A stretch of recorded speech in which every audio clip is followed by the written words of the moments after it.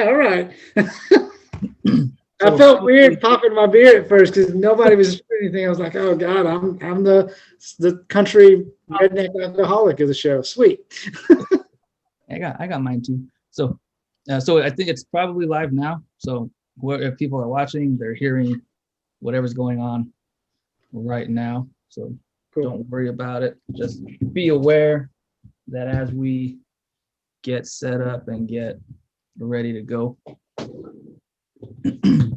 they can hear us and watch what we're doing. So yeah, like I mentioned before, go ahead and have the YouTube channel up on your screen. Just be aware that there's a delay, so that might mess you up a little bit. And we'll get started soon. Let's see. Who do we have?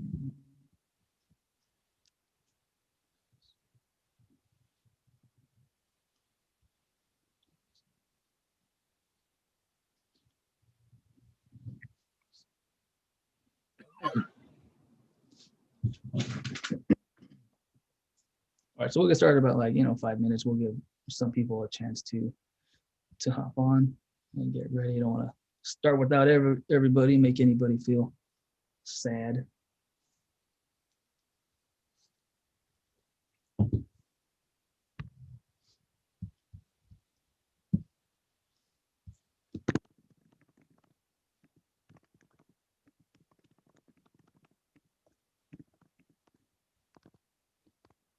Garrett, was that an Einstock you're drinking? It is indeed. I know that label well. It's so unique, man. They have solid beer, that's for sure. Nice winter beer. What is I didn't catch what you were having. I have it's an LA brewery, Golden Road. Golden Road, nice. Yeah. It's a wheat ale, so pretty good. Can't go wrong with a good wheat. All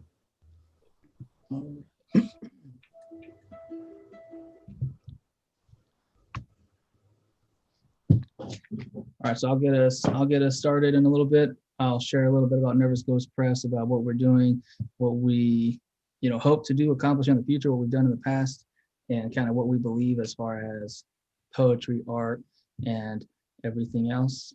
Hopefully that gives us some time for my managing editor to come on and say a few words and say hello. If not, we'll do it when he does hop on. Just for those who are tuning in, and as people tune in and watch this when it's uploaded on YouTube, this is our first virtual open mic of 2021. Hopefully we'll have many more.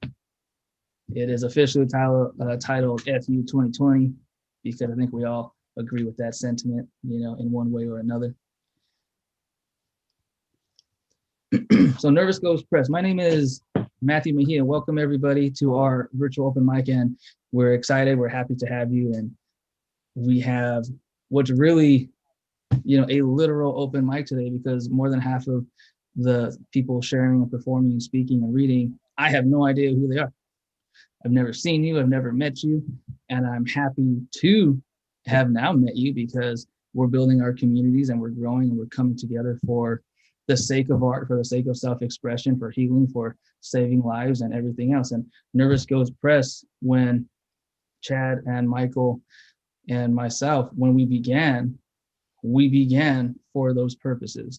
We began because we understand how it feels to be treated differently, how it feels to be hated, how it feels to be looked down to and looked over. And we wanted to create a press that not only illustrates where we stand, but where we think we should stand, where, we look at the art, we look at the voices, we look at everything, regardless of the person. We look at the human, and not just their beliefs or their background or education or experience. We look at the power of the art to save us, to heal us, and that we have trauma that we share, that we have pain and compassion that every human, shares, until you become the person that doesn't.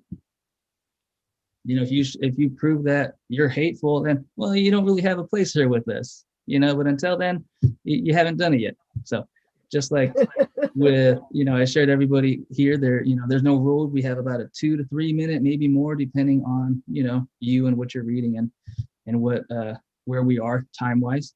As long as nobody is openly racist or hateful, your art is your art, and we accept it, we promote it, and we encourage it. We encourage the sharing of ideas and perspectives. And so that's just a little bit about Nervous Ghost Press. We do have our first anthology where some of our speakers are featured in here, which is really nice. It's Writing for Life. And the idea behind that anthology was, the same idea behind our press. We have voices and individuals here who I know for a fact would not be friends. They would not sit together. They would not break bread and share beers and anything else. But their art brought them together, and the art binds them for eternity and beyond. And so that's something that we truly believe in. And art certainly saved my life, and Michael and Chad have had similar experiences. Without it, I don't know where I would be, what I would be doing. It certainly wouldn't be anything healthy, I'm sure. And so, I'm very happy to begin here. And everybody, if you want, you can share a little bit about who you are. You can talk about your process. You could save that information for the Q&A, but everybody has, you're in control. It's your voice and you decide. Before that, I do want to share a little graphic here with everybody. I always forget. And it's stay connected. These are our Instagrams and our social media pages. You can always reach out and email ghosts@nervousghostpress.com. You can go to our website and look at what we're doing. We currently have 2 book prizes, poetry and prose, and we can discuss that, or you can get more information at www.nervousghostpress.com. Our Instagram is where we usually post things and, try to reach as many people as possible. We 100%, unapologetically believe in our communities and believe that our communities can grow and come together. And I know for a fact that all of you are now part of ours just because you're here. Unless Garrett says something dumb, then we're going to kick him out. But right now, you're all together with us. No promises, man. And so I'll introduce the first person, or I'll let you introduce yourself because I don't know you. And that is, who did we say? And if I pronounce your name wrong, I'm sorry. And we can just let me know. Smitha.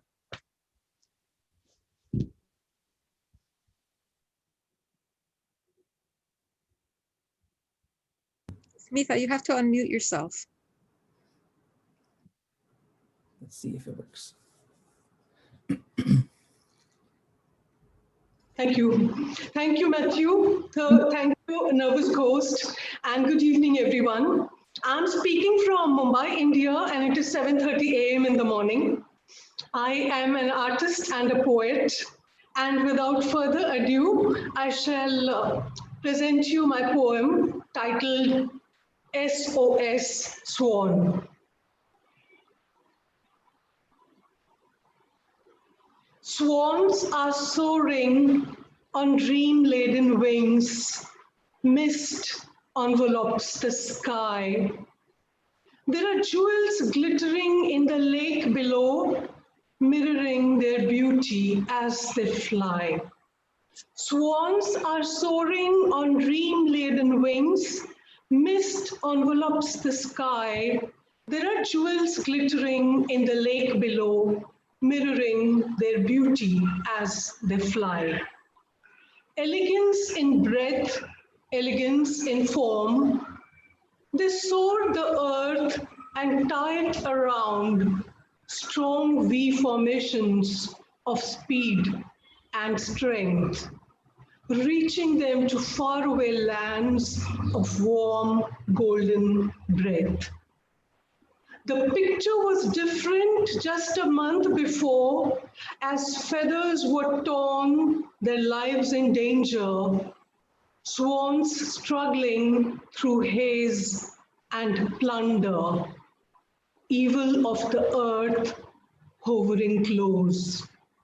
the evil of the earth that only cruelty knows. But there are laws of the universe. The laws of the universe work for all. And SOS went out from lake and sky and knoll. It circled the earth and returned. It circled the earth and returned, good Samaritans carrying love in their bosoms. There was a mighty fight that followed, a war almost, when all evil was banished, dethroned, demolished. The good Samaritans lit up the sky with love, tended the swans with kindness, and booming laughter ensued, filling the land where man and bird sang together again. Of immortal kindness, its healing touch. Swans on the lake, gliding in grace, swans in the sky, soaring high on dream-laden wings. Dreams now envelop the sky. Thank you very much. Thank you. You know, I didn't know that you were in India. That is amazing. You know, I'm gonna fangirl over this whole event, having so many people from all over the place together. It's really, it takes all the stress away, I think. And I appreciate your poem very much. In the chat, you know, everybody is saying how great it is, and we can discuss and come together during the Q&A. Thank you again so much. Thank you so much. All right, up next we have Celia. Hi, everybody. Thank you for being here tonight. So my name is Celia Alvarez, and I'm the editor of Prospectus magazine. We have a new issue out. Yay! Issue number 3, which if you're interested, you can go to prospectusliterary.com and find out all about us. But I'm here tonight to read to you from my upcoming book, Multiverses, which is about the death of my son. It is a memoir in which I sometimes imagine that my son never died, such as in this poem that I'm going to read to you, where my father finally gets to meet him, something that never happened. Version 2.1. My father holds his grandson for the first time. Afraid of hospitals, he did not witness the terror of the machines that one must watch constantly, as if the watching could somehow control the readings. No, he wasn't there when the tube went down his grandson's throat, when I was taught to feed him through his nose with a syringe. The boy that he holds now is small but perfect. And though his eyes are blue, my brown-eyed father sees himself in those clear eyes, sees himself live on now into a fuzzy future where flying cars and computers whiz his grandson to his job as a lawyer or a doctor, quite frankly, anything other than what his only child became, a poet he could not understand. In his arms, he finds release. Now living or dying is the same. Should he live, he'll live to see the day Arturito, as he will of course be called, the Spanish diminutive that plagued my 97-year-old uncle to his grave. He'll live to see the day Arturito throws his first baseball. Or, should he die, there will be baseball anyway, perhaps tennis. He is free to do as he pleases. They look into each other's eyes. There is an instant bond that leaps far over my head into the world they happily belong to. The inaccessible world of men, another version of me, was perhaps able to puncture. My father and I, jumping to the beat of the dog races, the clack of dominoes on the table, the shots of the high ball on the wall. That's all. Thank you very much. Thank you, Celia. You know, something, and I'll try not to speak. Well, I kind of want to speak after everybody because I think that's fair. It's kind of fun. That way you don't forget about me, right? Your show. And you know, something that struck with me from your poem right now was, there will be baseball anyway. And, I whenever I read work, and I, say this with my students and with my friends and with Michael and Chad, is when I'm reading something and it makes me wonder, it makes me think. And, that just, it made me wonder, it made me think. And I think that's powerful. And that's where we can, from the ugly and the scary, we create these things that are beautiful and we come together. So thank you. Thank you very much. Thank you. All right. Up next, we have Gaia. Welcome, Gaia. Thank you. Yeah, I'll introduce myself a little bit. I'm really interested in kind of the marriage between writing and grief, and I think just like grief has a transformative aspect to it. I think when we write through our traumatic experiences, or even just our trauma as it's embodied, like in our own persons, I think that writing has transformative capacities. So that's a little introduction to me. I'm going to read a poem that I wrote about quarantine, and I think it might be called "If You Need Me, I'll Be Talking to Ghosts." I'm still working on it, but here we go.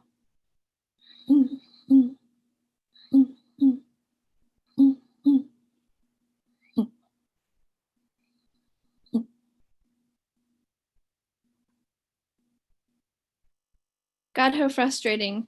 She's watching a podcast about knitting while eating beets. I stare at the orange construction boots of a worker. Sometimes a truck unloaded by men. A funeral of 300 caused an explosion of deaths. I eat to do something. There are breaks for the cat to bounce on us. In the shower, I wash down her scratches, try not to flip into that part of my brain that always hears her voice talking. A reduction of birds, as if some have gotten stuck coming through. She says she will wrap me. I am an owl or a cool piece of china. We could take a poisonous mushroom just to take something. When dialogue is well written, I throw things. Until the vaccine comes, we fold time accordion style, tessellate death beyond all recognition. At night I dream I am climbing a ladder. His body is a world of figments. The thing that haunts comforts. We will forget you, and it is coming soon. And when this happens, you will drop like a shadow. Your teeth will be seen by no one.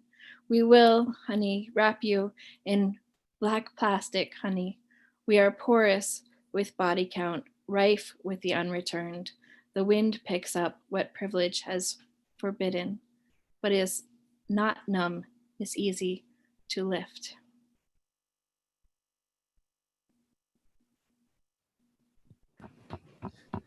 Thank you, Gaia. You can, if everyone out there can see this, our chat box here, I think that's the best part of the show too. And so something about Gaia and I have known each other for a few years, and I was sick a few weeks ago, and she was constantly texting me and checking in on me and making sure I'm drinking water and not being an idiot. And to have Gaia here and have everybody else come and be part of our friendship and our community here, I think is, I'm going to say it literally every single time, is so amazing. All right, so thank you again, Gaia. Next we have David. And so please, because I don't know anybody, most of you, just if share a little bit about at least your first and last name or your name, and kind of this is the way I get to meet you too. But all right, David, take it away. Thank you. I am David Vandenberg. I am the editor-in-chief of Prometheus Dreaming, another literary journal. I'm originally from Florida, nearby Orlando, and I'm in Los Angeles right now. Most of what I write about is, things from the South. Down there, you have a pretty thin line between this world and the spirit world. So that's what I like to do. So this piece is called First, the ghost sits on your chest. Listen. I forgot to tell you I drowned the night you burned down the barn. I could see the embers flying on the wind like fireflies, better than the ballet. The sky was red and loud, and I was thankful for the water all around that kept the haints away like the peeling blue paint of the porch. Would you tape newspapers to the walls to keep me from finding you? Or would you bottle me up and keep me safe in the closet until night came so I could ride a sinner like a green broke horse? Listen. The catfish are hungry and the frogs stop singing for no one, and I'm fearful of dawn, so I'll make this fast. If you miss me like I miss you, come down to the swamp on New Moon next. The water is filled with phosphorescent life, and if you look close, you can see my footprints flash. And if you miss me like I miss you, follow me down to where my bones rest. Don't worry. The water only hurts at first, but soon it's like the womb. And if you miss me like I miss you, then when next we speak, it won't be through dreams, but I will be in a body, mine, and you will be in yours, and we will spend our nights as ghosts and never be apart. Thank you. Kind of appropriate for Nervous Ghost Press, I'd say. I know, that's what I thought. I agree. It's if you miss me like I miss you, I think it's such a powerful a line that really, captures how we feel, and certainly how I feel with certain people in my life who are here and gone and not gone and gone at the same time and forever and always and never will be and everything else in between.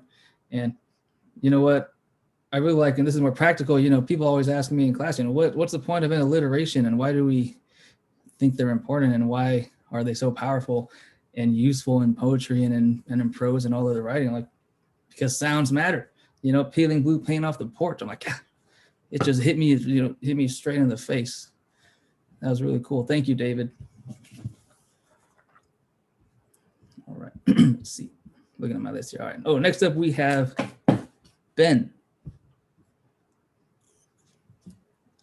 Good evening, everyone. My name is Ben Schulman, and I am from Memphis, Tennessee. Among some other things, I co-run an online platform called Just Place that is all about broadcasting stories of overlooked and misrepresented communities all across the country, of which we have various sections on the site, of which one is a chapbook dedicated to poets. And I would encourage everyone to check out the site and please submit your work. My background as a writer is actually mostly in urban planning and policy and architecture. And I had a pretty serious health scare a couple of years ago. I was in a coma. And when I came out of the coma, I felt compelled to write poetry as well. And I've just been writing since. So this is a poem that I read a couple of years ago. And it's called Some Jews. Some Jews are outrageous. Other Jews are inert. Some Jews ham loudly. Other Jews sigh heavily into books. Sometimes they are the same. Many Jews are famous. Most Jews are funny. All Jews perform. There are skinny Jews with sick eyes like Kafka or rage like Stephen Jesse Bernstein, though unorthodox to quite that extent. There can also be fat Jews with psoriasis, like Al Goldstein, editor of Screw magazine, who says he slept with over 7,000 women. And what about those kindly Jews in the dying years of young womanhood, with fuzzy hair and soft eyes who taught Shabbat classes in synagogue basements on Saturday mornings? Some Jews are Black. There are Jews in Argentina. Other Jews are Israeli. There are Jews in Quebec. A few are left in Poland. And there are a handful in Hungary. Jews may like steam baths, and American Jews, some who flock south, may like baseball, but maybe not so much being Jewish. Perhaps it's just tradition to forget when progress becomes manifest, when material becomes more efficient than economy, when matter becomes bone. There are shivers of Jews inside shivers of Jews, yet what gets us all together is the payout from our trust that is given in blood.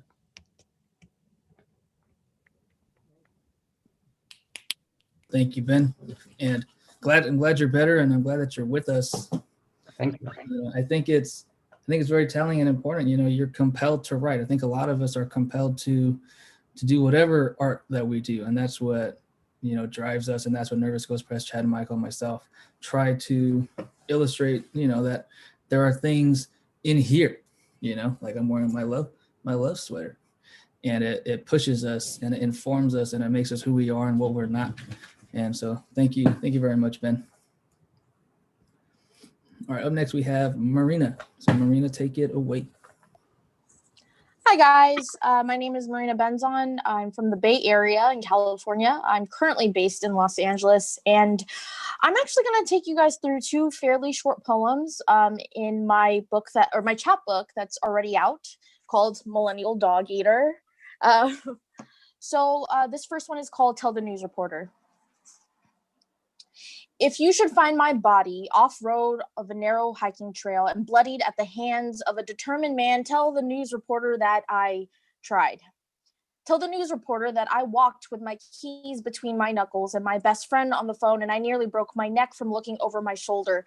Tell the news reporter that even with my self-defense lessons and my voice turned trumpet, that my bones still broke to fit the moldings of one man in one moment, and one unidentified Asian woman was found dead at Lake Balboa, found earlier this evening. Tell the news reporter that my feverish fingernails dug deep with someone's flesh, a beige, yellowish tan, bright enough to be seen, but dark enough to be forgotten.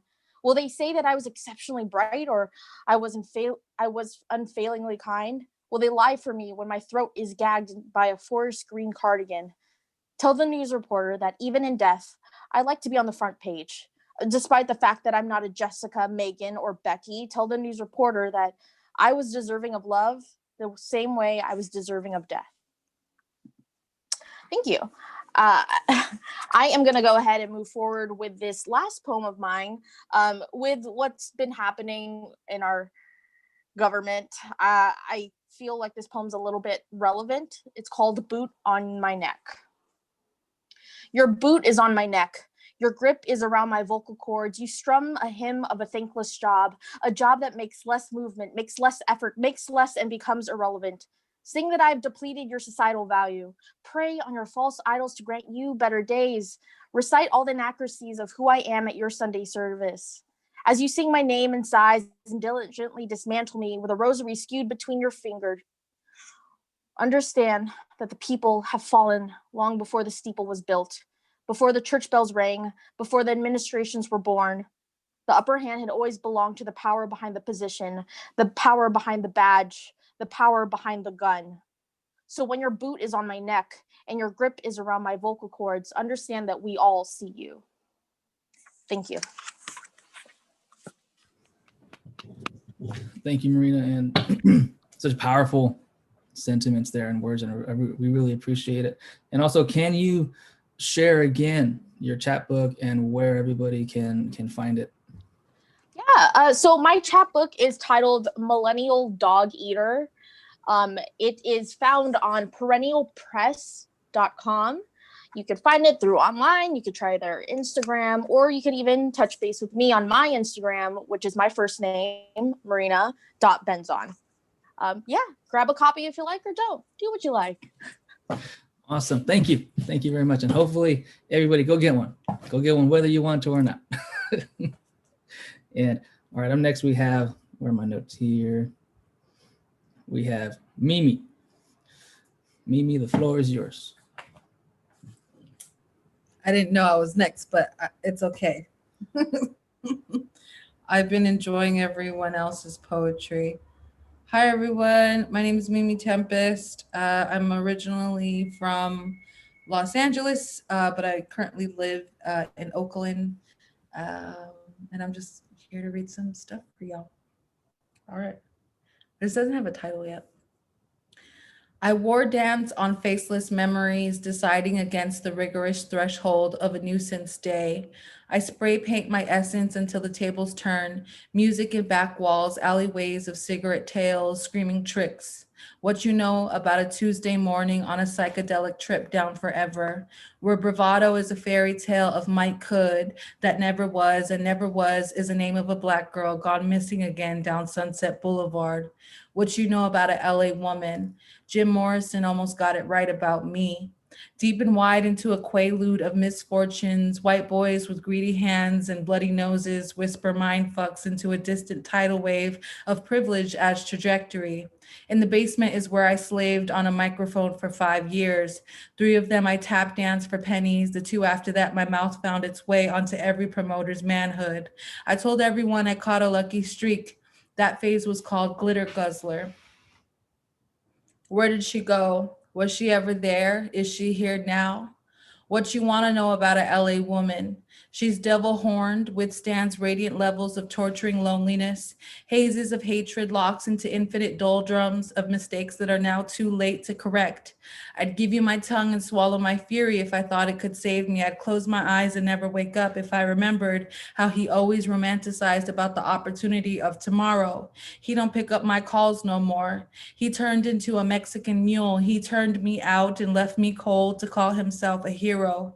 I'd drop everything I am now to have another moment just to kiss his jackass face. You see, I was in love once, and now once means never. His lies lasted as quick as it took me to get dressed again and hit the pavement searching for my next angry fix. I was just falling with my eyes stitched closed. I was just swallowing to avoid a hollowing of timestamps disguised as meaning making. My tulip memories have been reduced to loops of false youth.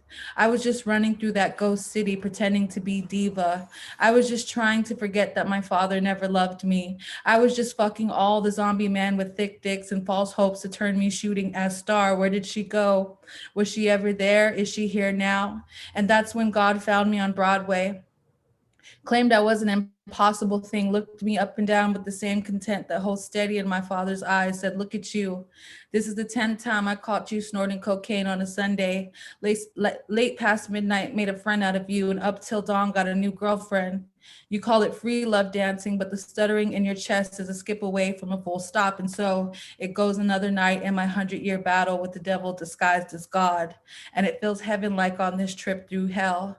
My body armor is a pound of sweat. My eyes dilate until my next target, a fast fix to the eternal levee that is leaking from my heart. And this poem that I'm reading to you now has been whispering unholy in my ear for 2 years. Where did she go? Is she here now? Where did she go? And all the theory in the world won't unwrite me. And every mic in my hand isn't a confessional. And every time I put lipstick to paint glory on my face, I disguise it as an opportunity to hide. And maybe I was never reliable. And maybe I was never here at all. And when they say she's a good girl, they are right about me. And when they wish to frame me for all my sins, I hope they win too. And maybe I'm both first and third person. And maybe I took it all too seriously. And maybe I was always here, but your eyes weren't trained to see me as I am. So I became what I never could be. And maybe this statement is just a terrible testimony. And maybe a method is just a miracle come true. And maybe I was bored the entire time. Am I ever true? When the construct of an entire institution or city or industry or state or country is always false, maybe it's a joke, a hoax, like a virus. Where'd she go? Is she here now? Where did she go? Maybe I woke up on a Friday and didn't feel like trying too hard. Maybe I've been trying hard my whole life. Maybe I'd be buying new hats for all my new faces. Was she ever there? Am I ever exist even am I? Can I redact the frame they place on me today, yesterday, really be feeling like tomorrow? Is this white, smart enough? Maybe I'm both third and first person, but always in last place. Maybe I was the big idea. And when they say she's a good girl, they are right about me. And when they wish to frame me for all my sins, I hope they win too. For all my sins they wish to frame, I hope I win too. Where'd she go? Is she here now? Where'd she go? Thank you. Thank you, Mimi. And, just as someone in the chat said, damn, that was so powerful, so strong as always. And something that's really cool about Mimi and I, we went to the same college together, but didn't meet until we were at the same grad school together. And now we're connected through art and passion and poetry and all of this. And it's, it's really cool. It's really amazing. And, you could almost walk the same lines and not meet. And then we did. And now you're, really, really close part of my life, just as I hope everyone else here today will be and will become. And so thank you for joining us again. I always enjoy hearing you speak, and I appreciate it. So thank you, Mimi. And also, you know, in true open mic fashion, someone said, "Hey, can I invite a friend?" I said, "Hell yeah." And I think, because I didn't have your name on any of my lists, I think this is the friend. So I hope I'm not. Yeah, I'm I'm not the here, but Hi, everybody. My name is William. First of all, thank you, everybody, for your words. I've been sitting here in awe of like everyone in their writing and their styles. It's amazing. I'm just another LA queer, happy to be here. I am definitely, I have a fire up my ass right now for writing, thanks to my favorite friend, Mimi Tempest. We just had an open mic yesterday on Clubhouse, which is like the new up and coming social media. But yeah, she invited me to come read, so I'm gonna read you guys everyone's favorite from the other night. It's called Destiny's Child. What if Kelly was the lead singer? Would the world have shifted his eyes onto her ebony skin and deeper vocal tones? Would dark chocolate deities emerge from the shadows in a Fantasia-like scene, frolicking free from the repressive darkness into the limelight of praise and protection? Could she have erased the colorism that plights the girl who couldn't find her shade at the makeup counter, whose mind is bleached from the idea that her skin ain't right if it ain't white? You know what? I'm gonna let you check up on it. It being the word imagined in our minds, where Black truly is king, where Africa gets to see its fruits feeding the children that were stolen from its lands. That day when we all spend less time following the light and make peace with the darkness that lives on in the streaks of blonde and caramel complected tones. We're destined children whose skin matches the dark coffee beans, strong in essence and flavor, see the glory that is their existence. The writing's on the wall. Thank you. thank you, Will. And that was awesome. Can you share? I think you said Clubhouse. Is that what the open mic Yeah, was? we've been doing. It's kind of like the new social media app that's like still not available to everyone. But we had an open mic last night that was amazing, and some really talented people were there. You can find me on Instagram. I'm actually a DJ by nature, but then quarantine turned me into producer. I'm back in school. Like I said, I'm constantly inspired by Mimi. She's always pushing me into situations like this to just express myself. I've been writing for a long time, but you know, it's just getting out there. I have Instagram. It's just Will J, but the I is a period, and there's an underscore with the L's. But if anybody likes anything, I can message you guys. And then I just followed your guys' Instagram. So yeah. Awesome. Thank you. Yeah. If anybody wants to, you know, send me your handles, and we'll, you know, post it up and bring everybody together. So thank you, Will. And I'm glad that you were here. All right. Up next we have Michael. That's me, right? Yes, sir.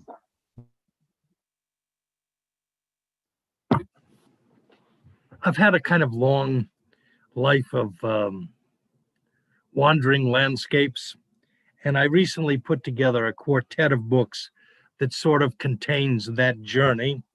And I know these books don't show up terribly well on here, but this is the first one, sort of set in Texas and the West. It's kind of an Americana book called Summoning the Outlaws.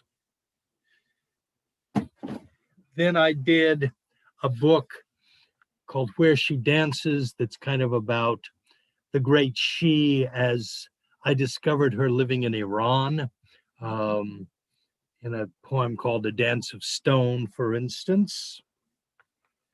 And then this one set in upstate New York called The Moon's Children, which New York landscape poems and a lot of animal poems. And last, the book I'll read from tonight called The Dark Mothers. That's my first teacher said poetry was about first things and last things. And this is a book very much about last things. It's probably the most biographical. And the small poem that I'm going to read is the one that appeared in Writing for Life, from a series of poems called Lamentations, which are about a time, one of my many deaths. So it's a short poem. called Lament Ii. I went to the place of the poem, but it was small and dark and smelled like the ancient dens of foxes. Time kept coming back to scratch at the door. Old words littered the walls as if to keep the damp out. Someone had lit a fire, but the ashes were cold and the spiders were everywhere. And there was such sadness in the spaces between words, so much nothingness in the everything they said. Why fear the nothingness, but we do? How fear the meaninglessness which we are? Here is my voice, hang it on a tree. Here is my shoe which remembers me. And beautiful were your black diamonds, like the beauty of the sea at night, the points and spires and breezes of the night, where you passed and I followed, and the words went out and I vanished. Thank you. Thank you, Michael. You know that what you said about one of your books about the first things and the last things and the teach. I think that's really. I'm going to steal it. I like it, and we liked your work. And if anybody wants to read more of Michael's, it's in here, right here, Writing for Life. www.nervousghostpress.com. Thank you, Michael. And so we have two or three, I think. More speakers, and then we'll have our questions, our Q&A discussion section. Before then, though, because we're doing pretty solid on time, if anybody has another piece or another poem, a song, something that you would like to share, I know that maybe you didn't prep for it, but if you're interested to, share again. I want to hear more. I want to hear more from you. I want to hear more. Always, I hope we can, continue these, but so think about it. So up next we have music, because an open mic isn't an open mic without music. It can't be. That's just, that's like legal, I think. Don't quote me on it though. And so Garrett, I'm glad you're here and I look forward to listening. Thank you very much. Yeah, here in Nashville, it's definitely not legal to have an open mic without music. So thank you for letting me kind of be the oddball. I'm typing. I'm not going to try and spell out my last name and everything because it's kind of weird. But if you want to find me, I just put my chat. That's my handle for Instagram and pretty much everything. So I was going to do a single off of my album that just came out, but they're longer songs. And I was like, well, I have a new song that I'm planning to record later this year. So I thought I would do that one. It's called Spectre, and it's about the stage of grief, which is bargaining. And just really quick, can you hear my ukulele? Yep. Cool.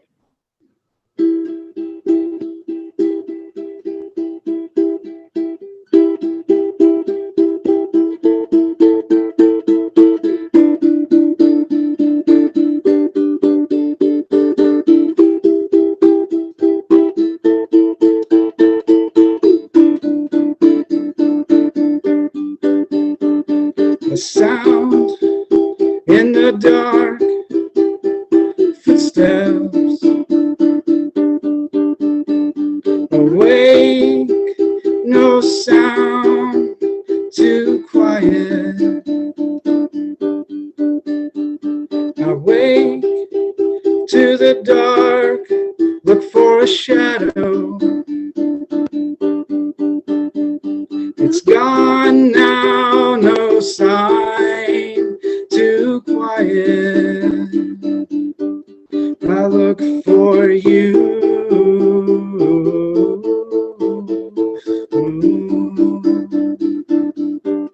I look for you.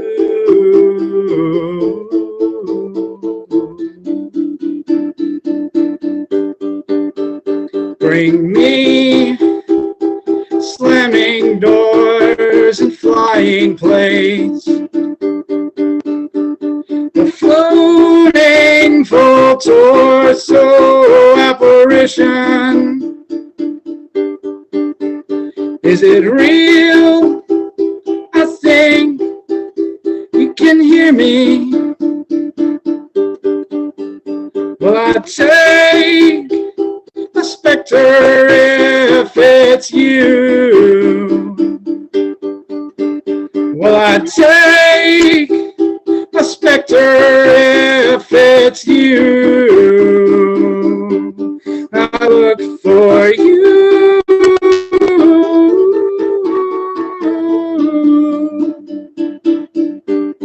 I look for you.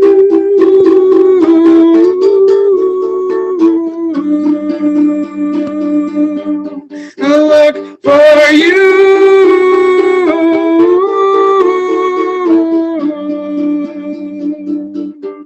I look for you.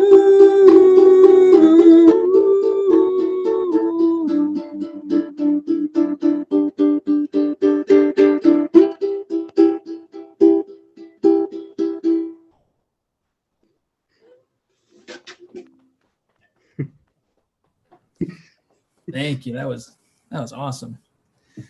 Thank you. And you inspired me to start making music again. Man, it's always there. Thanks, everybody. I appreciate the very nice comments. Thank you, Garrett. That was great.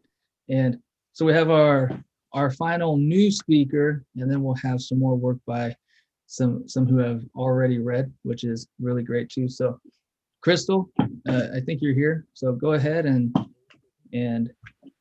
take it away. Hey everyone. It's been a pleasure to listen to everyone's art. My name is Crystal. I'm here in Chicago, so I think I'm the one from Chicago here. And anyway, yeah, I guess I'm gonna share this poem with you.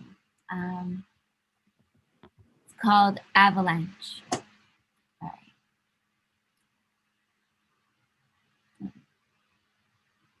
Actually, I changed my mind. I'm gonna share this one. This one's brand new. This is one I wanted to share. It was lost for a little bit. I couldn't find it. Okay, here we go. Brand new poem. Y'all are the first ones to hear it. Okay. My hair is falling out again. Maybe it is something in the ground. Saline and sangre spilled for siglos, no matter how many times I turn, the topsoil still soiled. Maybe it is something in the water. Lead lushing through pipes, faucets off limits, but what else to drink when thirsty but poison? Maybe it is something in the air. Particulates in mis pulmones, ozone and smog, lungs thick with cement, walls to keep the screams in, asthma to keep the screams down. I come from the toxic, fingers sticky with sap and slag, bile in my belly. I remember age 7, index and thumb, pick water chestnuts from the chop suey bought when mama's energy dissipated before dinner.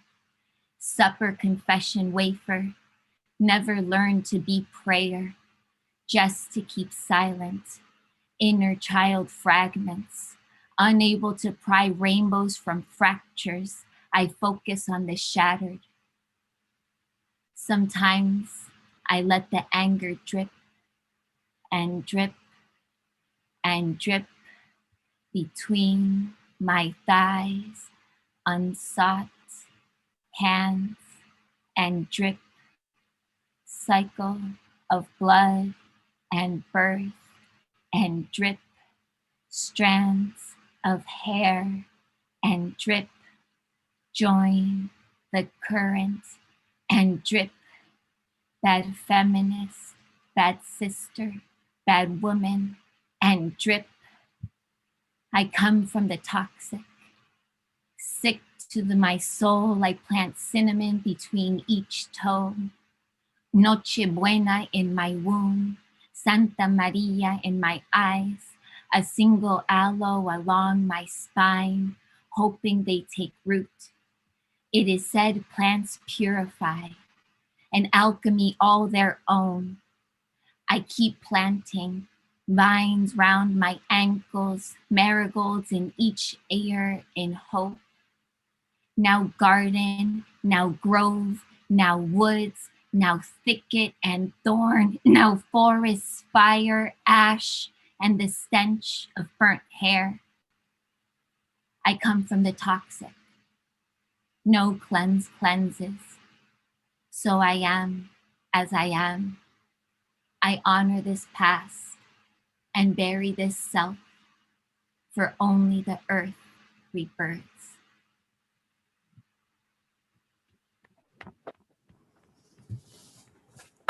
Thank you. That was, reading the comments, everybody is enthralled by I come from the toxic. And we all recognize how powerful that line is and what it, means to all of us in different ways, I'm sure. But you captured not only us, I'm looking at everybody's faces here and no one was, was looking away, which is amazing.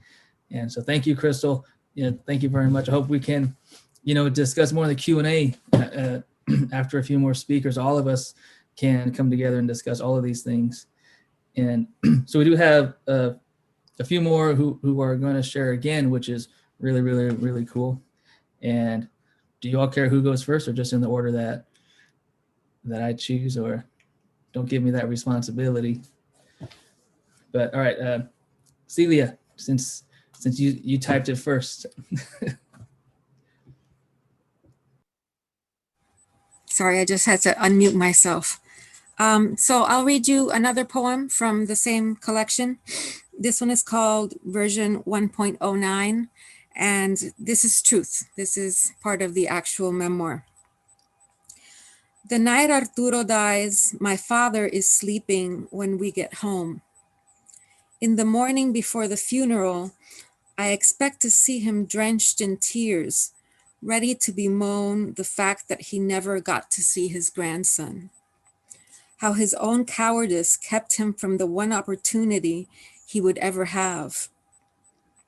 Instead, he is silent as I pass behind him, seated at the breakfast table as if this were any morning.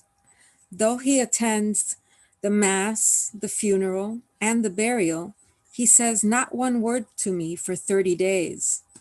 Coming home one night from the NICU, where Sarah somehow still survives, he surprises me by the door, hugs me awkwardly, his voice cracking as he says, "You know I'm no good at this sort of thing." And the fact that it was the boy, he trails off into a little moan and shuffles back into his room. I stand there wondering if my mother has prodded him into saying something. I imagine another version of the scene, one in which we hug one another fiercely, so fiercely. And I say, "Papi, papi, my little boy turned purple and died." In another version, I push him away violently, so very violently, and I scream, "You're too late, too late, too late. You missed your one shot, and now you must forever live with that." But in this version, I turn off the living room light, microwave something to eat, and go to sleep. Thank you. I forgot to mention that my son was a twin, and his sister Sarah luckily survived, and she's now 2. So she was the one I mentioned in this poem.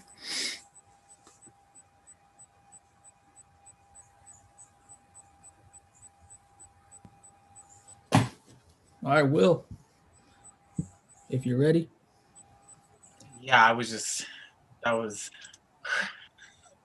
okay. This one's called The Intention of Growing. The essence of nature is life, death, and rebirth. As humans, we flow with the process, but we don't acknowledge its power. Some could argue human nature is an influx of these ideas, but as a society, we find ourselves questioning which is more relevant in our lives. Rebirth implies that we are meant to surpass death. 2 steps ahead of being born, its power is rooted in an idea that we grow to die, but it's not the end. Just like flowers in springtime, we sprout buds and hopefully grow, blooming into some future versions of ourselves. We require all the things to sustain us: light, water, an environment to thrive and grow, our roots structured in fertile soil. Growth is attributed to so many factors, one of which is pollination. Flowers depend on bees, creatures whose lives are in a constant battle with the laws of nature, essential to an ecosystem based on their work, which ends in death. Their honey, sweet with a taste of expiration, their hives harboring a factory of intricate movements, serving and protecting their queen, the boss bitch of it all. Her life stuck in a hamster wheel of fate, reproduce, reproduce, reproduce, birthing a new queen and dying for the cause. It would seem there is no protection from death, even in the cycle of nature. So where does that leave humanity? We fear death so easily, yet we supply the energy that brings it 1,000 times over, often destroying nature in the process. Like bees, we are birthed from our queen, the earth, whose laws are infinite in process but simplistic in understanding, yet we continue to destroy her grand plan. Reproduce, reproduce, reproduce, but it seems she is not so destined to birth anew. She gives us the soil to root ourselves, to grow, to accept the laws of nature and her gifts to continue our purpose. But somewhere along the way, we decided it wasn't enough. We strip her naked of the resources she created for us. We realize she is not only our queen, but also our hive, her honey seemingly infinite in production. We ravage her body of its nectar, shelve it and sell it for 1,000 times less than its worth, taking more and more each day in a constant foot race to the finish line, death. The central force that moves us to rape and pillage her, scraping her insides dry, destroying the womb from which we were born, ending nature's cycle before rebirth would be possible. We are the murderous bees, working aimlessly to supply ourselves with nature's gold, our queen just a pawn in our plan of mass destruction, desolate and ignorant to the true gift of life. Thank you.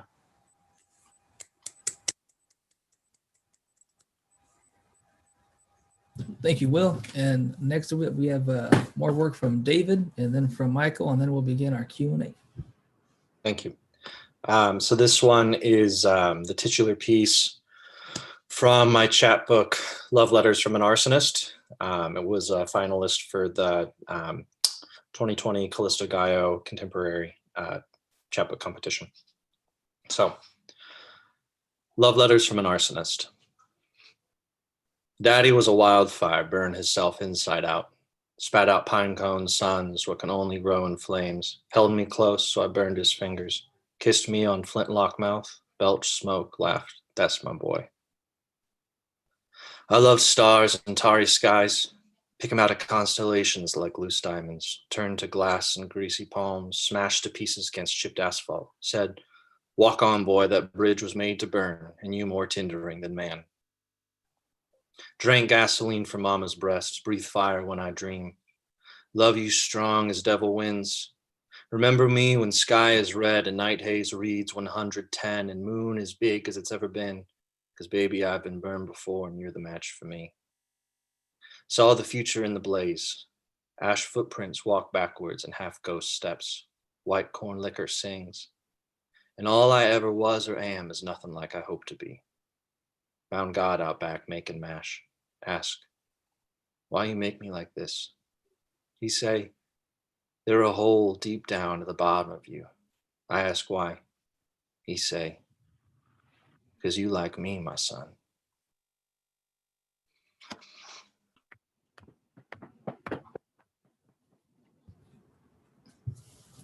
All right, Michael, let's bring us home. I relate to that Southern grit. I started life sort of in Texas. And this is a poem called Comanche Moon. And the Comanches were amazing people. They used to be called grub eaters when they lived north. They were kind of a squatty, insignificant people until they discovered the horse. And then they ruled the plains like nobody.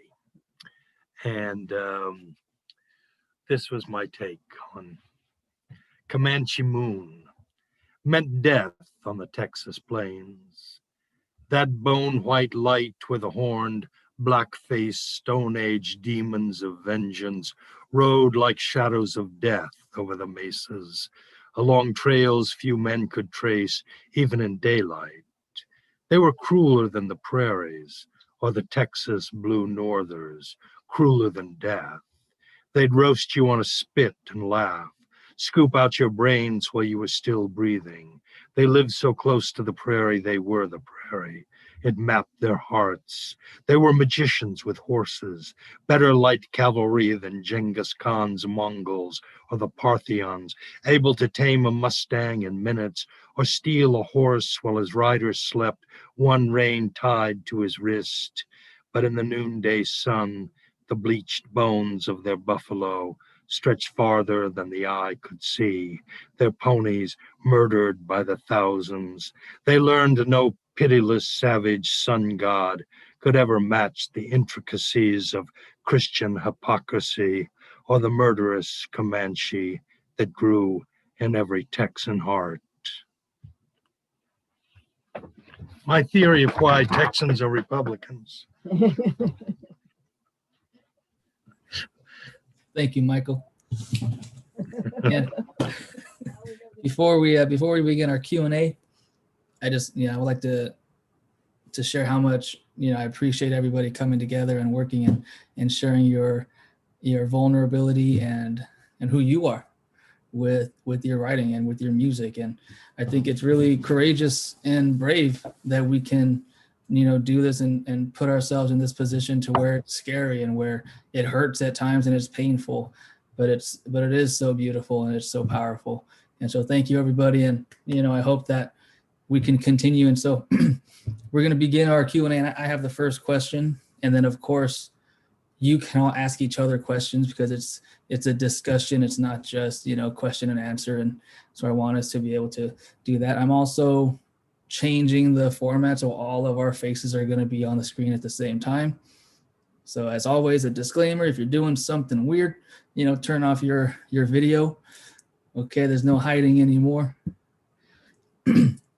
And so this is everybody today, and I think it's such a great group. And we're from not only different countries, different parts of the world, we're from different states, different backgrounds, different everything else, and we all came and are together, hopefully now, as best friends. We're all going to be best friends. You're going to get an email from me. You're on my list now. See, and you get my annoying emails every, third Friday or something.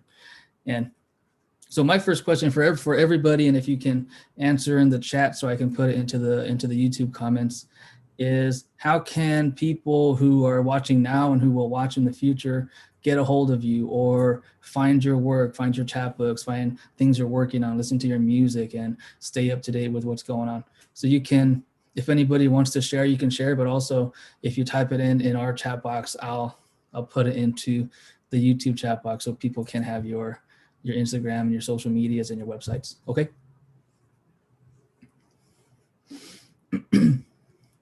And while we do that, just kind of think if questions are, there we go, got some already, nice.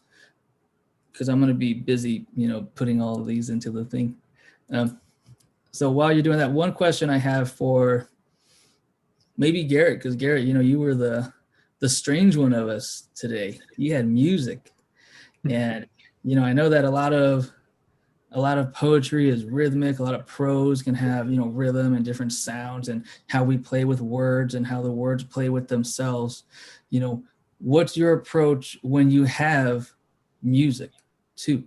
When you actually have that music element, and then you have the words, and how do you as Garrett, kind of approach bringing them together, bridging the gap, and wherever else that takes you, if it does. It really, this is going to be like the most lame answer, but it really depends. Like song to song kind of evolve a little different each time. So like the song I played tonight, I wrote that. I had the music. I had kind of come up with the finger style music and that stuff a week or so before I wrote the words. And then my cat of 10 plus years passed, and I wrote it 2 days after. So it was just kind of pure. It was like, as I was writing it, I got through with it. I was like, holy shit, I just wrote a song that's legitimately about the stage of grief that's bargaining. Like that's exactly what it was, but it was just very real. That's how I've unique for me because usually it takes me a lot longer to write songs. The music usually comes relatively quick, but for me, lyrics are always the more tedious work. I churn through editing and rewriting and editing and journeying down any avenue I can think of. And half the time I cycle back to the first idea I had.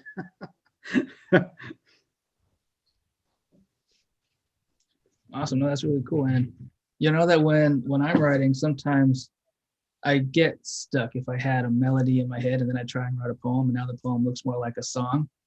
And where, you know, one word is stretched out where I could have fit 5 more words, and then I get caught up in it. I'm freaking out, and then I'm angry, and that's all part of it, I think.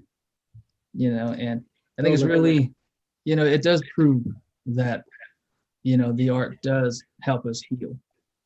You know, where we can put that pain that's in our chest and in our hearts and our minds onto something tangible like paper, or we can sing it and get it into the universe, and we can then control those emotions as opposed to being something negative.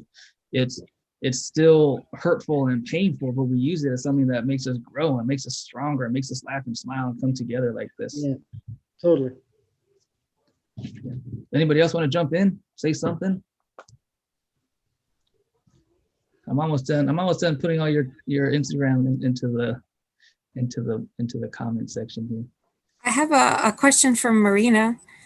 I wanted to know if the title of your book is an homage to Jessica Hagedorn, Dog Eaters? Yeah, it is. I was very fortunate enough to go to San Francisco State University. I'm from the Bay Area, and the Third War Liberation Front was huge, and it really brought ethnic studies to the students, into the hands of, you know, the up and coming generation. And I took a Filipino American literature and performance class, and this was one of the first books we did, and it blew my mind. One, because there is now this obvious representation of Filipino Americans and Filipino American writers, and I had never thought in my wildest dreams that I would be able to see someone who looks like me, came from the same upbringing, being able to publish a book and be out here in America doing so and being successful. And if you guys have not read this book, it's amazing. It's got published, I believe, 1990. It's a great book. It has inspired multiple writers from that one book. But yes. Agreed. It's a great book. Yes. Awesome.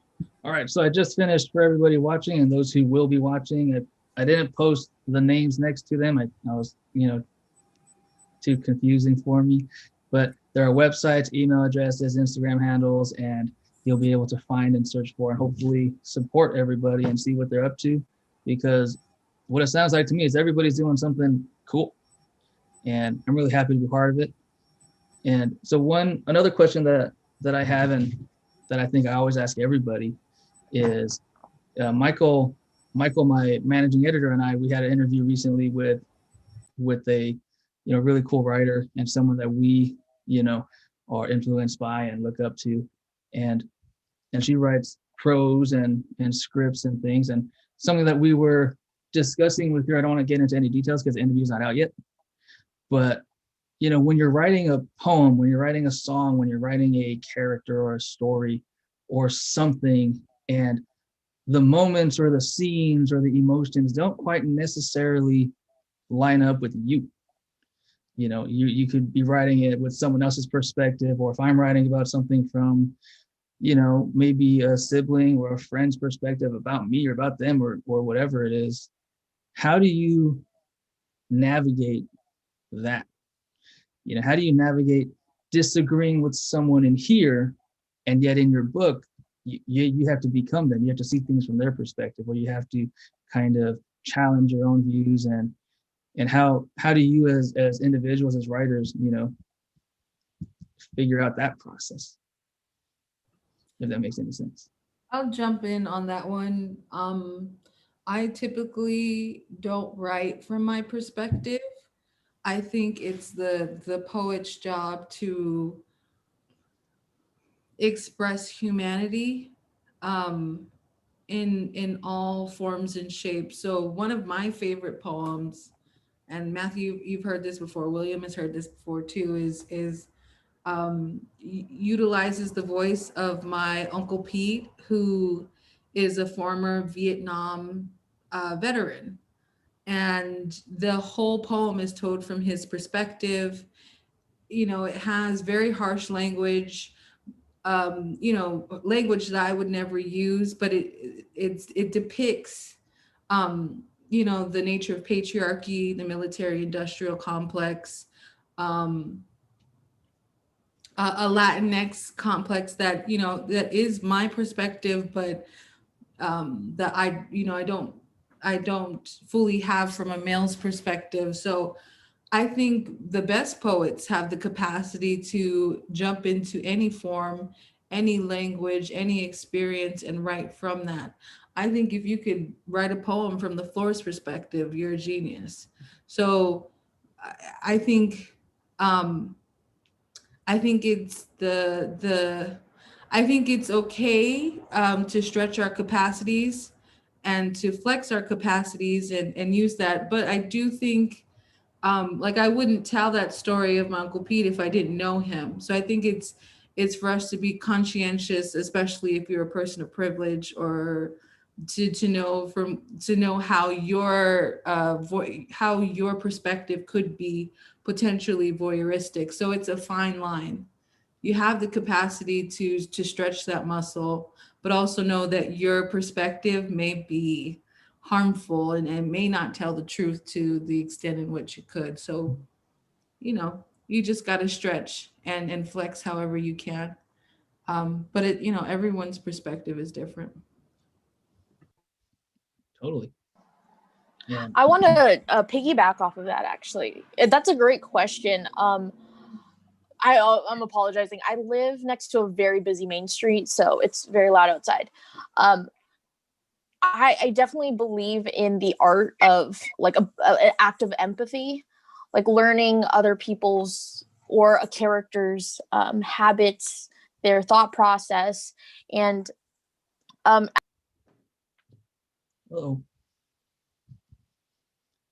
my bad. I'm working right now on a series of poems based off of popular movies. So I'm doing like Black Panther, Little Women, and I'm trying to take different perspectives. Oh, like the Glee the Glee series. So I'm trying to take different perspectives and learn how to play with empathy in that way. And I think it's really important, not only as like poets, but as artists in whatever medium that you decide to delve into or feel most comfortable in, to embrace empathy, to embrace observation, and to like take a second thought. Yeah. Yeah, I think it's interesting that you mentioned empathy, Marina. So I worked as an actor for I don't know, years, and learning to understand a character, something that I always felt to be really effective was looking at what is the wound that's at the center of a person's life, and then understanding how that wound is going to shape their development and shape who they are. Like what defenses are they going to put up, and then how is that going to make them relate to other people and to the rest of society. So just looking for that sort of like the first pain that they experienced and how it shaped them. I'd like to ask a question to Chris Lally, because I was really impressed by the way that you so seamlessly just dropped in Spanish words into your mostly English poem. And I wonder, what are your thoughts on that? Because from my perspective, I'm Cuban, and so I've dealt with that kind of, question before. I hate italicizing the Spanish in my work if I put it in. But if I don't italicize it, then I wonder about whether my audience is going to understand it. And there's always this sort of push and pull of what is my audience, who is my audience, will they get it? who do you think of as your audience when you're writing? Okay. Yeah, it's so I started writing in Mexico, really. So, and there my audience was Spanish speaking, right? And I'm really, I mean, I'm born in Chicago. My family's from Mexico. I was living in Mexico. I was studying, living there. And so it was interesting because, you know, it is kind of like a different perspective, right? Being Chicana or whatever, and then being in Mexico. And so writing from that perspective, but to Mexican audience, right? So sometimes it's been hard. I've been back in the US since last March. Well, now last March, because now we're 21. So since March of 2020. And so now it's like writing completely towards like a completely different audience. So it is kind of new for me. And so my poems in English are very new and different because it's a different, so I am writing to, I guess, like an American audience, understanding it in all of its complexity, right? But I would say people I'm writing, you know, people who are, I look to, you know, the different circles here in poetry, right? There's Contratiempo, but then there's also, you know, young Chicago authors and Louder Than a Bomb. So like all those influences, right? Kind of influence like who I imagine my audience, right? When I write a little bit, but also, yeah, the English and the Spanish, it kind of depends, like if I italicize it or not. If it's very back and forth, well, I have one that it's very back and forth, but for me to read it, I had to italicize it because, or else I get tongue twisted. So for me to read it, it was more like a visual thing for me to have to be, because it switched so much, and I would get tongue twisted if I didn't do that. But then, yeah, sometimes if I want to make sure, like sometimes words are very similar, or it's the same word sometimes, or like name, or like una frase or something, like I'll do that, just so that it's clear that I want that in Spanish, right? Like that's said in Spanish, like a name sometimes, right? Like I want it to be said Alvarez, no, not Alvarez, or algo así, like, you know, like to make it a point that it's said as I want it to. But in this last one, I don't think I'm going to, because it is a little bit, I think it's understood. Like, I don't think you need to understand Spanish to understand it. And so I also feel like we're at a point in language where we can kind of play with that a little bit more. And, you know, maybe we don't need to understand everything, right? But we can understand that la intención, like the intention, and like that's. I loved it. I thought it was so seamless. I mean, I wonder if that was because I understood the Spanish or what, but it didn't sound italicized to me. So it was very, very seamless. Beautiful. I think there, just to go back. Actually, oh, sorry. Just the final thing, to go back to the alliteration, kind of do it sometimes in that, like to keep the sound. So that's maybe where like this seamless, because like, or else like, it would sound awkward if it were that word in English, it would like cut it, like, pero the smog and like the soil and the thing, like, se escucha, like you can, it sounds better when it's said out loud. Mm-hmm. Okay, now. I actually have a question for Will. Hi, Will. Hi. I wanted to ask you, because I love Destiny's Child, and I very much appreciate that you made a reference to them. What made you choose, I don't know if this was particular, but if you chose Kelly over Michelle to speak about? Well, in my young gay years, Kelly was always the one that I was paying attention to. Beyonce, obviously the icon. Right. There's so many things involved with colorism and like race that plays into that group's aesthetic, and of course with the members that left and everything like that. But Kelly was always the one. I mean, Michelle was always the butt of the joke, I guess, but Kelly was always the one who kind of really did have that career, or that, you know, there's that famous video where she says, "I'm the second lead singer of Destiny's Child," and Beyonce kind of looks at her like, like, you know, like it's kind of this like ongoing joke. But for me, I was like, no, like, listen to this dark-skinned girl who said, you know, I have just as much power as she has. I have just as much range. I have just as much talent. And, you know, that gets dimmed out especially for me, who is like, you know, I'm the darker skinned in the Black community, and then even just being Mhm. and kind of being like the outcast. Like I'm freakishly tall. You can't tell from right here, but I'm like 6'7", and like I always get like rap when I go places to be a certain type of Black or a certain type of society puts me in like a certain type of box, and I just always. Yeah. Kelly was the one who kept trying to get outside of that box, and even as we see her career now, you know, in comparison to the rest of the members of the group, she really did have that umph or that necessity to kind of move past what everybody saw of her and create her own lane. So she was definitely the one for me just growing up that just had that power that I really keyed into. And not to shade Michelle or anything, because obviously she's dark skinned as well, but like she also was like the gospel road. So I have an issue with like Black community and like religion, because obviously it kind of like shuns who I am as a person, and also kind of it again like capsulizes what we are as a community and who we can be and who we're promoted to. So Kelly's the one who kind of stands on all those things. You know, she was pop, she was rap, she was hip hop, she was a little nasty, she had the Janet she had all the things that created that image of like, you know, I am Black and I am strong. So yeah. Awesome. I have a follow-up if you guys don't mind me bothering Will for a little bit longer. As much as you want. Awesome. Will, if you're up for it. Yeah. I identify as queer. I'm finding it somewhat hard, and I'm feeling a lot of pressure to write about the fact that I'm queer. And I was wondering, I haven't met a lot of other queer poets. They're far and in between, especially now with COVID. And I wanted to know, with your perspective, do you ever feel sort of pressure to write about the fact that you are queer?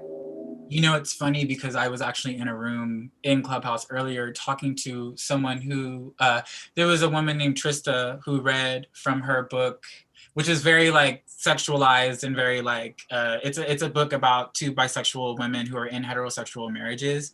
And she was talking to us today about how her publishing company was Christian and had issues with promoting the book.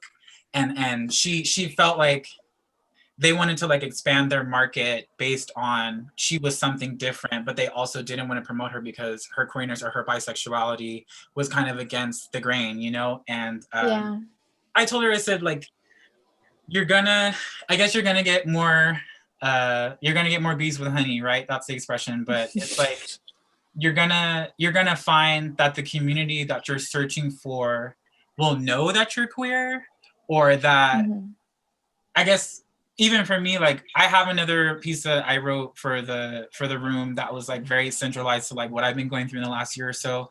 And there were just slight moments where you could tell it was kind of like yeah, he's queer or he's gay. He's talking about things. Obviously the Destiny's Child poem has like the whole, you know, essence over it. But I don't think there's anything wrong with promoting yourself as a queer body or as a part of our community, but I just think you have to be ready for society's reaction to you, and knowing that not everybody's gonna accept that part of yourself. And my whole life's been like that. So for me, it's not something that I really think about too much, but for people like Trista that I was talking to, she was kind of just like, I just feel like I need to step out of this attempt to be part of both communities.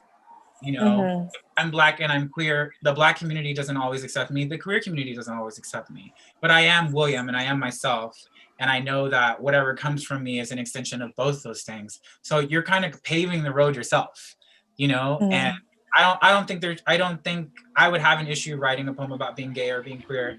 I'm writing like a thank you piece to this guy I'm talking to, and it has a lot of those things because he has a lot of issues in the queer community too, and it kind of thanking him for his vulnerability and just knowing that his life means more than what society pegs him as, and it has a lot of like queer elements in it. And I don't know, it just feels more powerful to accept that part of myself and then bring it to the world. So I would say just go for it. And I mean, the worst that could happen is you get a whole bunch of queers that like your work, right? Like, I know, I'm hoping for it. Thank you, by the way. Can I say something about that? I don't think you should ever succumb to what people tell you should write about. Auden talks about that a poet's always vulnerable to people appealing to his social conscience. you should write what's authentic to you at a given moment in time, and try to keep, you know, I just think when people appeal to your social conscience, they're not appealing to the artist, really. They're appealing to some sort of sense of social utopia or whatever that's really not the artist's. You know, art is transgressive. It's what the artist needs to come out. And if you need to come out about your sexual predilections or whatever, that's great. But if someone's just telling you, well, because of who you are, you really should write it, I think that's bullshit. No. I'm actually gonna piggyback off of what Mike said. I too am I would classify as Black and queer, right? But I think there is a popularity into writing into it's like an identity porn that very white audiences fiend for. So they're gonna want Filipino queer femme art that's consistent with the white gaze wanting something that they necessarily don't readily have access to. I agree with Mike. If you approach poetry as an artist, you're not necessarily writing into the identity construct, you're writing into the universe. So there really are no faces, identities, races. Not that those things aren't real, because I can't escape my experience as a Black femme. So I'm definitely going to write into that. But I don't necessarily approach the page and say, let me put all my traumas and experiences on that. I'm going to write to the universe. And from there. I think my point is simply that whatever niche other people might put us in, that's not all we are. Yeah. I agree. Thank you guys so much. I appreciate it. And I feel like I got a bunch of allies behind this. So Yeah, hell yeah, man. That's the point. See, bringing everybody together. Oh my goodness, I'm gonna start crying pretty soon. You know, I did have a few other questions, and I wanted to respond a little bit too. In that, you know, when Michael, Chad, and I came together, you know, all three of us, and you know, unfortunately, they couldn't make it today. They're working. You know, they have lives other than, you know, sitting down on a chair for a couple hours. But you know, we always wish them well. And Smitha, we're so happy that you're here. You're joining us. I hope you have a great breakfast, which is weird to say that it's morning where you are, but I really hope that you have a nutritious breakfast. But when we came together, having grown up in different areas of the country, we all met in grad school in the Bay Area. We learned the different cultures, the different politics, experiences, beliefs, and ideologies. And we looked at our own experiences as individuals with our own identities, our own, you know, origins and everything else. And our position, and I think that this whole event really solidifies where we stand and what we believe, is that all of us, we have voices and we have that art that transcends our identities and really brings us together, where I'm not sure how many of you I would meet if it weren't here and we didn't have this type of forum, because of either the circles that we run in or the communities that, you know, we have to take care of our people and who we are and only speak with each other. But we're together because of that art, because of that power, because of that vulnerability and the courage and everything else that comes with it. And so one of the questions, you know, it's a two-parter. One of them is kind of, I'm not sure, I've never been able to answer it. You know, maybe someone here can, and I really hope you can. But the first one is, and David, you kind of answered it in the comment section on YouTube, but who are you all reading? What are your influences, you know, currently and maybe in the past, or maybe even in the future, if that's something that we can even address. And then also, Will, you brought it up a little bit, and maybe someone can think about it too. How do you define when we read a poem or we listen to a song or read a novel, that oomph, that thing, can we define it? What is it? What does it look like? And so that's kind of the questions that I have. I'll start just because I love giving her praise, but Mimi's my biggest inspiration to write. And when she just released her first book, I know she dropped a link in it. I know everybody in the video is going to get it, but my name's in there because she gave me appreciation for being part of the source. But just knowing her for as long as I have, and just hearing her and listening to her, like on her own platform, like even as an artist, as a writer, everything, like what she's brought to the table has influenced even me to kind of like think outside of my own mind. And like I've always been a writer, like I've always had like slam books or like notebooks that I've just like wrote stuff down, and I've been working on music and I write lyrics down, songwriting, all of that. But like somehow she's always given me like the courage to kind of be outside of myself. And like she was saying earlier, that perspective of like, if you can write like from the people's audience perspective, then like you're a genius. And she kind of gave me that influence to think like, like I'm not just writing to write, like I actually can write and like read it out loud and like have people receive my work and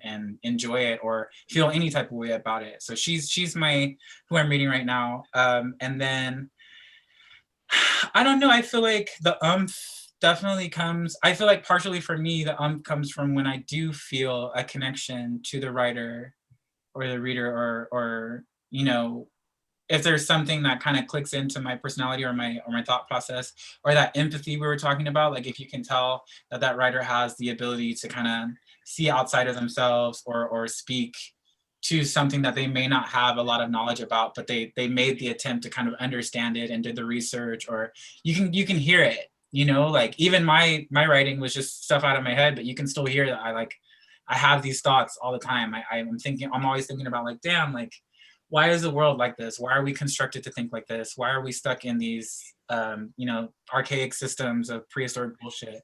Like, why can't we kind of like, why can't we just express ourselves and be held by other people in such a way that makes us feel empowered? And I feel that when someone like, every single piece that was in here tonight, like definitely had a piece of each person's personality, and it had that was the that came into it.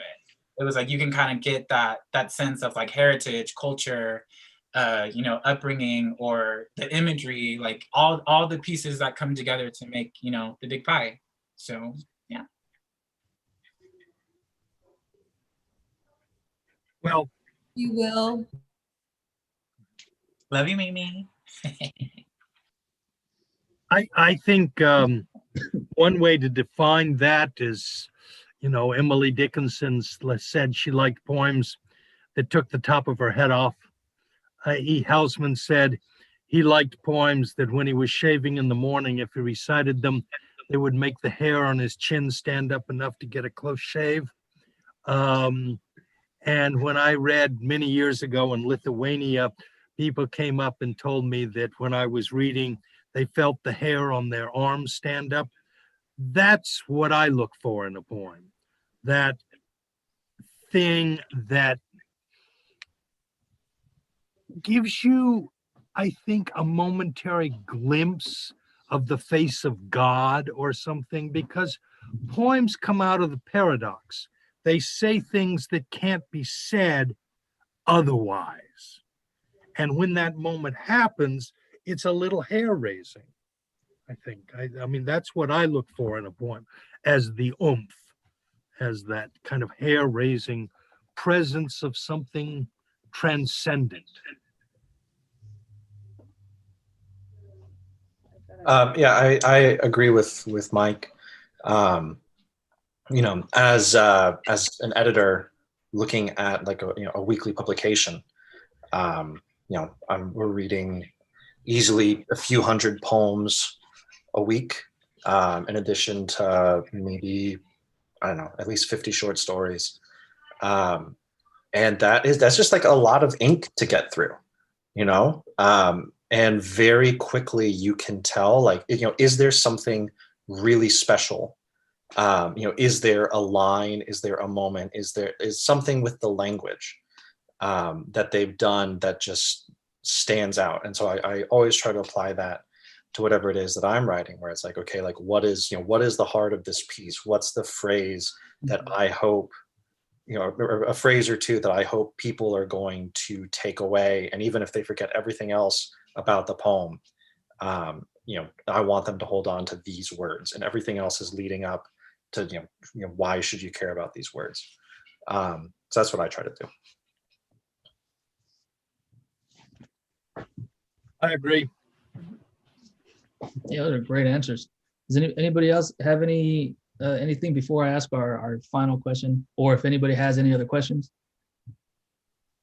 Just wanted to sort of talk about it from the other end a little bit, to go back to the being an editor. I recently posted a question on the CLMP, what do you call it? Not newsletter. Anyway, I asked the CLMP people, how do you create an issue that is representative? How do you make sure that you don't exclude certain voices if you're reading blind? And I got a whole bunch of weird answers to that question. Someone actually said, well, you can tell when someone's Black from what they're writing. And I was like, whoa, how can you tell that? But it is a genuine concern. We have these notions of who we are, and you can't necessarily anticipate what someone's reaction to a poem is going to be until it's there on the page. So as an editor, when you're deciding what's going to go and what's not going to go, it's really difficult to make those kinds of choices based on identity politics, really, which is what it boils down to. So you look for the oomph, that's what I decided that I was going to do, that I was just going to pick the poems that had that moment, that true insight, that weren't facile, that weren't just, passing thoughts. And the funny thing is, the issue turned out to be really representative. We had a whole bunch of countries. I think there were like 9 different countries represented in a single 80-page issue. And it came out almost 50-50 men and women, just out of coincidence. So, it's something that happens when you look for good poetry. Good poetry comes from all of us. Does that make sense? Yeah, absolutely. And, it's really cool because when Chad and Michael and I were putting together our first anthology, we went through that exact kind of process, and we were stressed out. How do we choose? How do we pick? What are we looking for? And it turned out the same way. We have, I think, 4 or 5 countries represented, and it's almost a split down the middle. And we have people of all different kinds of ethnicities, origins, educations, identities. And, just reading it, it's super educational to see where they come from, how they also approach their pains. And, it taught me that, even though in my life, it may not be as difficult as my dad's life, but at my saddest is equal to his saddest, because I haven't been any sadder, and neither has he. And so we all kind of have these same difficulties, and we approach them differently. But with art, it's, hey, you know what? I'm listening, I'm hearing it, and it's valid, and I care, and I see you, and I want to, I hate hugs, but I'll give you a hug, at least I'll give you a virtual hug, or maybe one of these, something like that. But it's really cool. And I think today really showed that, it showed how we can all come together. Smitha was here from India. That was super awesome. I wish he told me, because then I wouldn't have been so shocked, but that was so amazing. And so to ask my final question, and I'm sure some of you have received this question. I don't know if anybody can answer it. I probably can't answer it myself, but that's why I'm going to ask it, because I'm a jerk. And this is for everybody. If you're willing, why do you create anything? Just why? Why do you create? I create because I am God. Love it. Love it.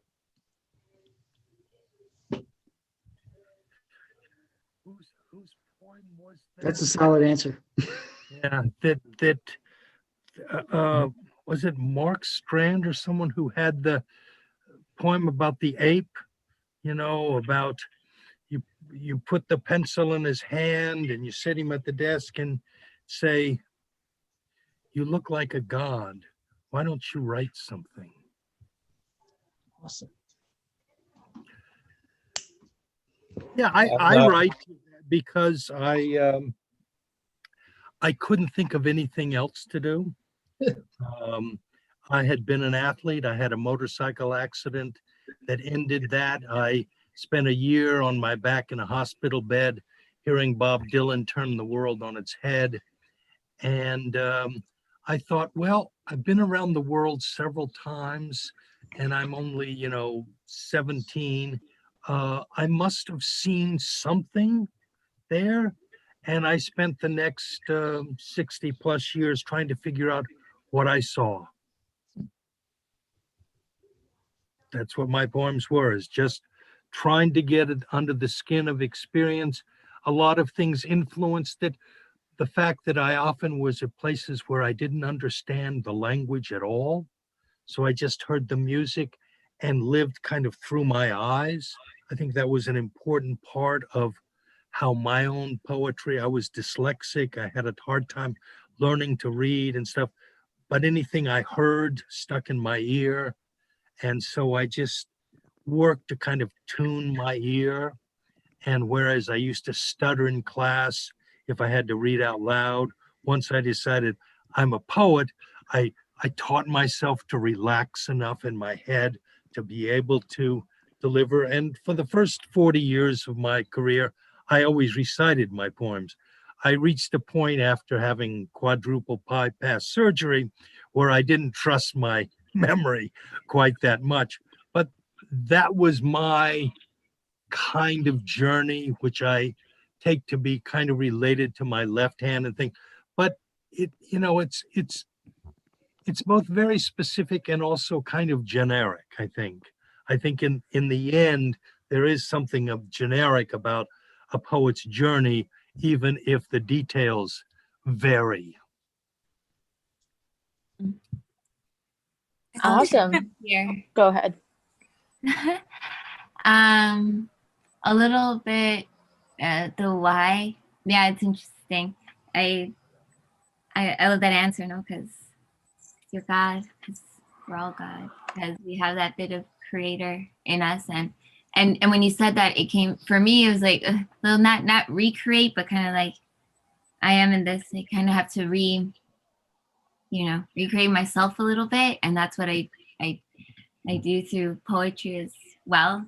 Trying to get myself together. And so there's a part of that, maybe creating myself in it through poetry that inspires the writing.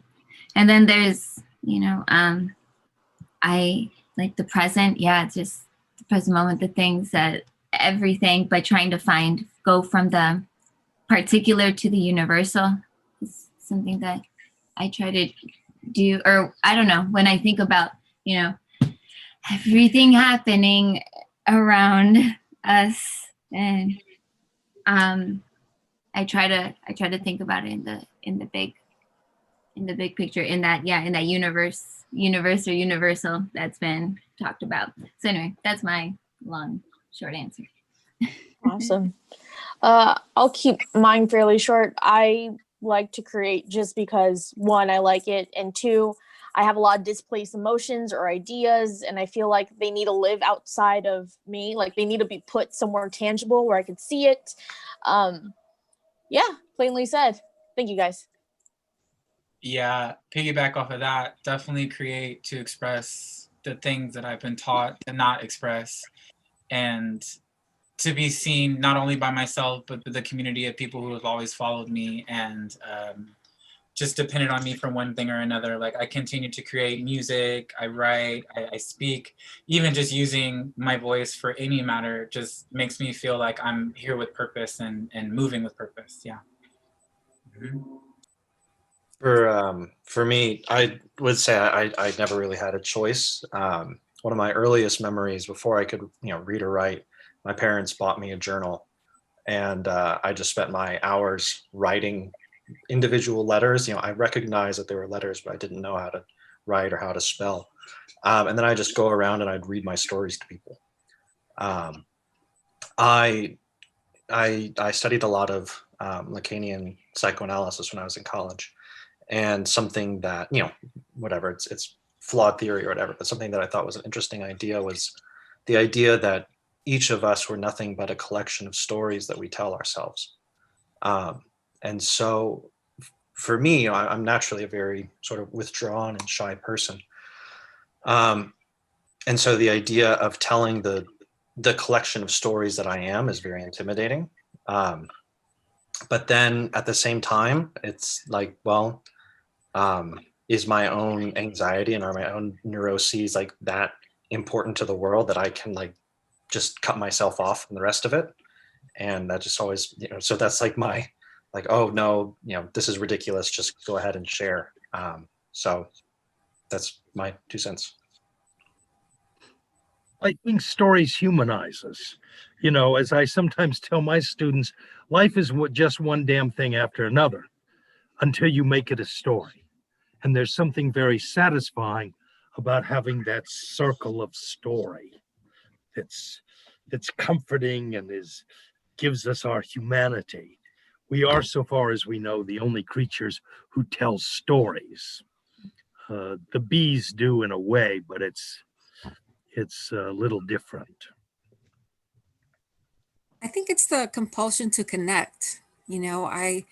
It's like when you read a good book or you watch a good movie, you instantly want to call somebody, your best friend, your husband, your wife, whatever, and you want to say, oh my gosh, I just saw this great movie, or I just read this great book, and you want Right. them to read it and you want them to watch the movie.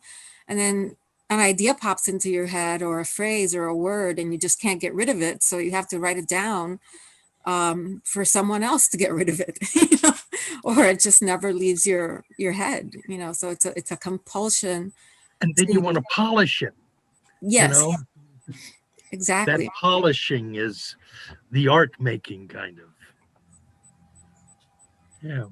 Yeah. I think, I know for me, what I'm writing is always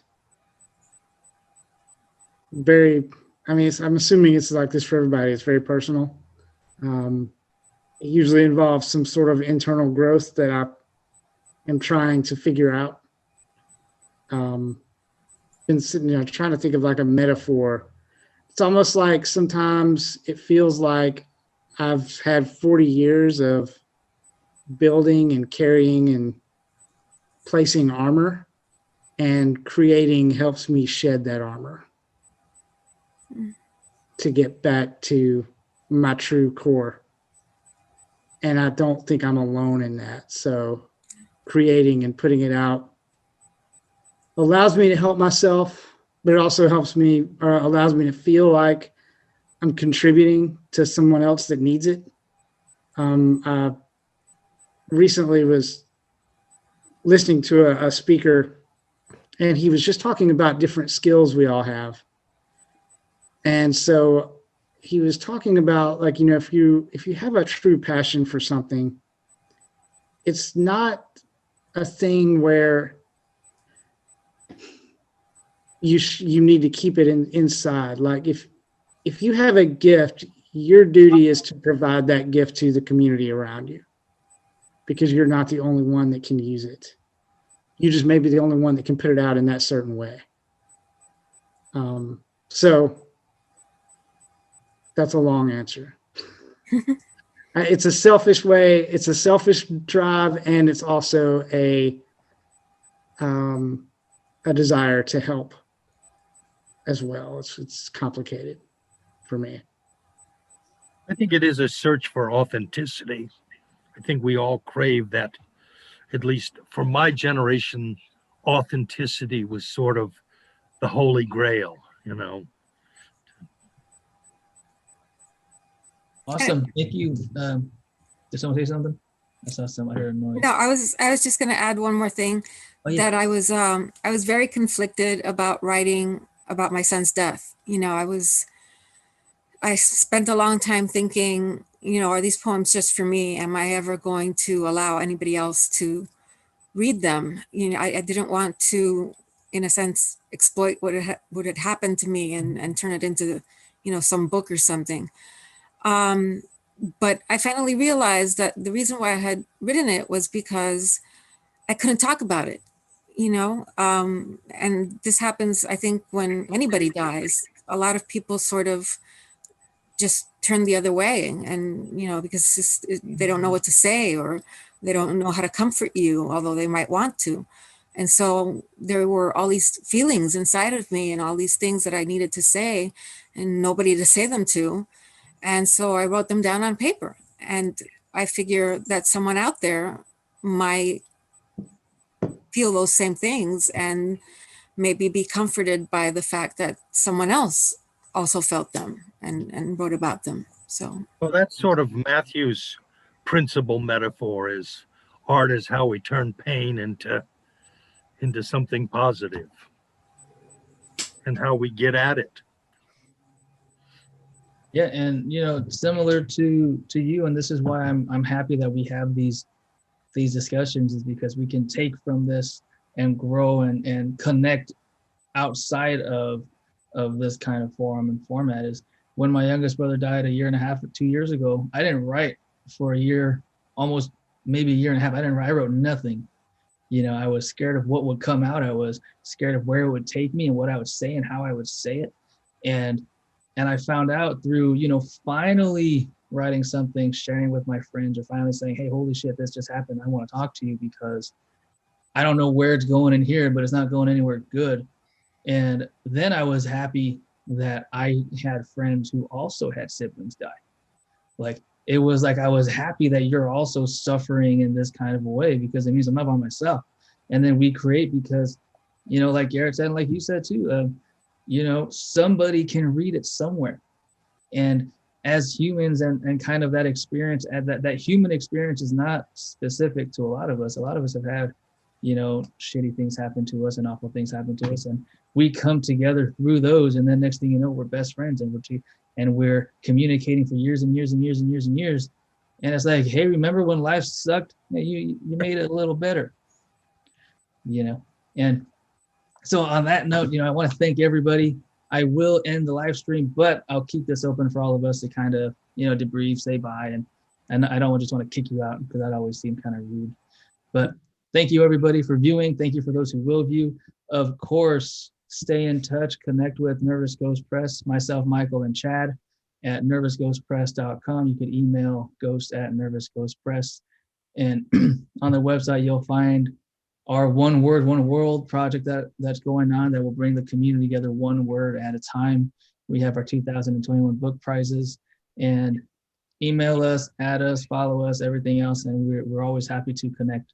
And so thank you, everybody, for joining us in this first open mic of 2021. We will have more. We have to, just like we have to write, we have to share it. Otherwise, it's kind of boring. But thank you, everybody. Thank you for being here.